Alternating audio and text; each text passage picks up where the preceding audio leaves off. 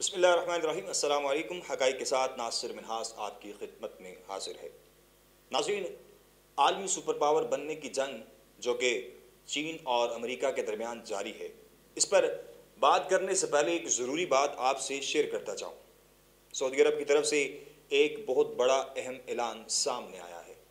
یہ اعلان نہ صرف سعودی عرب میں مقیم پاکستانی جو کہ بہت بڑی تعداد میں سعودی عرب میں کام کرتے ہیں ان کے لیے ہے، بلکہ اس کے ساتھ ساتھ پاکستان کے لیے بھی ایک اہم اعلان ہے۔ سعودی عرب نے اعلان کیا ہے کہ اگلے 3 مہینے کے لیے سعودی عرب میں کمپنیوں کو پابند کر دیا گیا ہے۔ وہ اگلے 3 ماہ تک اپنے ملازمین کو برطرف نہیں کریں گے۔ نہ صرف اگلے 3 ماہ تک ان کو برطرف نہیں کیا جائے گا، بلکہ ان کو تنخواہ بھی دی جائے گی اور ان کا خیال بھی رکھا جائے گا۔ اس کے علاوہ جو لوگ برطرف کیے جا چکے ہیں ان کا بھی سعودی حکومت خیال رکھے گی اور ان کے لیے بھی سوچا جائے گا، اور ان کے جو بقایا جات ہیں اور جو بھی اس ضمن میں ان کے جو پیسے بنتے ہیں ان کو دینے کے لیے سعودی حکومت کام کرے گی۔ اور اس کے ساتھ ساتھ دسمبر تک ویزے میں توسیع کی جا رہی ہے، اور یہی نہیں بلکہ یہ بھی کہا گیا ہے کہ اس کے کوئی چارجز نہیں ہوں گے۔ ناظرین، عالمی وبا کی وجہ سے تیل کی کھپت کم ہو جانے اور پروڈکشن بڑھنے کی وجہ سے دنیا کی تاریخ میں پہلی مرتبہ عالمی منڈی میں تیل کی قیمت منفی سطح تک گر گئی ہے۔ پچھلے مہینے سے جاری اس تاریخی کمی کے نتیجے میں آئل ریفائنریز اور عالمی سطح پر 50 ملین ملازمتیں ختم ہونے کا خطرہ بڑھ گیا ہے۔ قیمت میں کمی کے اثرات تیل کی گلوبل چین سپلائی اور توانائی کے دیگر شعبوں کو بھی بری طرح متاثر کیا ہے۔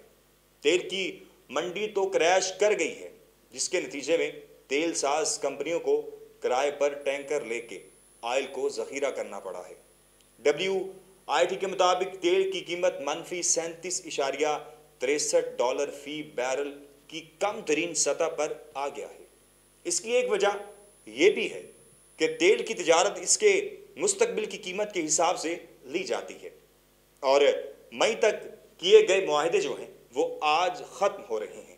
اب ہو یہ رہا ہے کہ امریکہ تیل کو متعلقہ ممالک کے حوالے کرنا چاہتا ہے تاکہ ان کو ذخیرہ کرنے کے لیے اضافی اخراجات برداشت کرنے نہ پڑے، کیونکہ کسی بھی ملک کے پاس تیل کو ضرورت سے زیادہ ذخیرہ کرنے کے انتظامات نہیں ہیں۔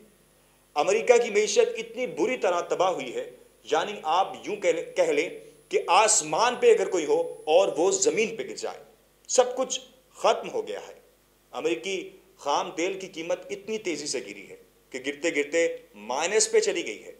پہلے تو یہ دیکھیے کہ سارا دار و مدار امریکہ کی معیشت کا تیل پر تھا، کیونکہ وہاں پر تیل کا استعمال بہت زیادہ تھا اور ابھی بھی ہے۔ اب جب امریکی تیل کی قیمتیں اتنی گر گئی ہیں کہ اس کو خریدنے کو کوئی تیار نہیں، ہوا یہ کہ امریکی خام تیل ایک بیرل بک رہا تھا $17 کا۔ ایک بیرل 159 لیٹر پر مشتمل ہوتا ہے، اتنی تیزی سے نیچے گرا کہ 0 پر چلا گیا۔ یعنی مفت میں آپ امریکی خام تیل خرید لیں۔ پہلی دفعہ منفی میں اس کی قیمت گئی ہے۔ اب امریکی خام تیل کمپنی تیل مفت ہی نہیں دے رہی، بلکہ ساتھ میں یہ بھی کہہ رہی ہے کہ ہم سے $5.5 بھی لے لو ایک بیرل تیل کے پیچھے۔ امریکہ کی تاریخ میں اتنا برا دن پہلے کبھی نہیں آیا، اتنی تباہی کبھی نہیں ہوئی۔ یہ کیوں ہوا ہے؟ یعنی آپ سوچ سکتے ہیں، ایک شخص آپ کو مال بھی دے رہا ہو اور کہہ رہا ہو کہ میرے سے پیسے بھی لے لو اور میرا مال بھی لے لو، ایک بیرل کے پیچھے یعنی 159 لیٹر تیل کے پیچھے کہہ رہا ہے کہ $5.5 مجھ سے لے لو۔ وہ اس وجہ سے کہ امریکہ میں تیل کو ذخیرہ کرنے کی کیپیسٹی ختم ہو گئی ہے۔ امریکہ جو تیل نکال رہا تھا، اس میں ہوا یہ کہ جو خریدار تھا وہ رہا ہی نہیں۔ تو پھر آپ کیا کرتے ہیں؟ آپ تیل نکالتے چلے جا رہے ہیں اور سٹور کرنے کی کیپیسٹی آپ کے پاس ہے ہی نہیں۔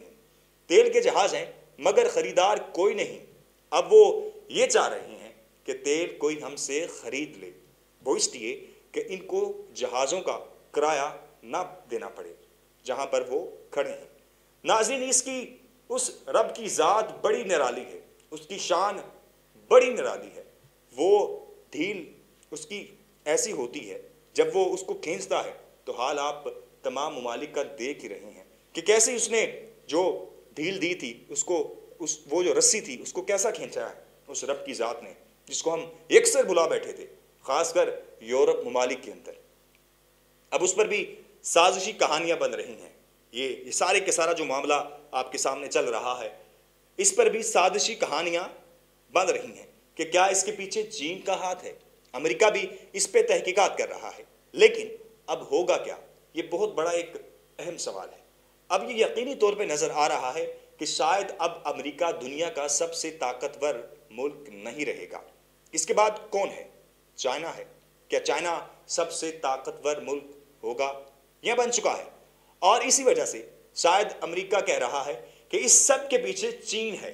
اور ابھی حال ہی میں خبر آئی کہ یورپ کہہ رہا ہے کہ چین اپنا یہاں اثر و رسوخ بڑھا رہا ہے، بہت زیادہ جگہوں پر سرمایہ کاری کر رہا ہے، تو وہ خوف زدہ ہو گئے ہیں چین سے، یہ تمام کے تمام یورپی ممالک۔ اس لیے ان کو شک یہ ہوا ہے کہ یہ پری پلان تھا، پہلے مختلف ممالک میں انویسٹمنٹ کی، تعلقات بہتر بنائے، اور اب وہ سب سے طاقتور ملک کی طرف آ گیا ہے۔ اس سے پہلے تجارتی جنگ چین اور امریکہ کی چل رہی تھی، وہ کسی سے ڈھکی چھپی نہیں ہے، لیکن اب مسئلہ یہ ہے کہ امریکہ بیان تو دے رہا ہے، چین کے خلاف شکوک و شبہات کا اظہار بھی کر رہا ہے، لیکن امریکہ بے بس ہے، وہ کچھ نہیں کر سکتا۔ یہ لمحہ فکریہ ہے ان لوگوں کے لیے جو اپنے آپ کو بڑی طاقت سمجھتے ہیں، بحیثیت انسان کہ جناب ہمارے پاس بڑا پیسہ ہے، سب سے بڑی اللہ کی طاقت ہے، اللہ کی ذات ہے، اور کوئی طاقت اس سے بڑی نہیں ہے۔ کسی لمحے، کسی ایک لمحے میں کسی کو کہاں سے کہاں گرا دے، کہاں سے کہاں لا کھڑا کر دے، اس کے آگے کوئی طاقت نہیں چل سکتی۔ کہاں ہیں وہ بڑے بڑے تھنک ٹینک جو بڑے منصوبے بناتے تھے؟ سب ناکام ہو گئے ہیں اس کی ذات کے آگے۔ اس سارے معاملات کو سامنے رکھتے ہوئے یہ سمجھا جا رہا ہے کہ اب سپر پاور چین ہوگا۔